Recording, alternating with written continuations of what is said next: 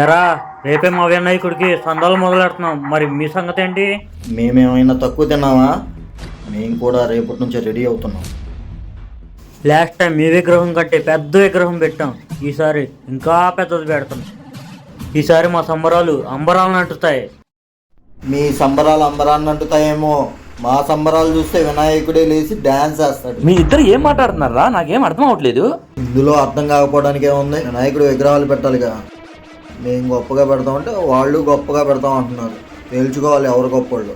Mind నుండే మాట్లాడుతున్నారా? ఇద్దరు చేసేది వినాయకుడికే కదా, కలిసి చేసుకోండి. కలిసి చేసుకోవటం ఏంటి? మేము వేరు, వాళ్ళు వేరు. వీళ్ళతో కలిసి చేస్తే మా వాళ్ళ గొప్పతనం ఎలా తెలుస్తుంది? మీరు చాలా గొప్పవాళ్ళరా. దేవుడు కూడా మీ పెచ్చండ కట్టేస్తున్నారా? పిచ్చంటావేంట్రా? అది మేము మాకు ఇచ్చుకునే రెస్పెక్ట్. ఎవ్వడికన్నా తక్కువ కాదని మమ్మల్ని మేము ప్రూవ్ చేసుకునే అవకాశం. నాకు తెలిసింది చెప్పనా? దేవుడు అందరికి ఒక్కటే.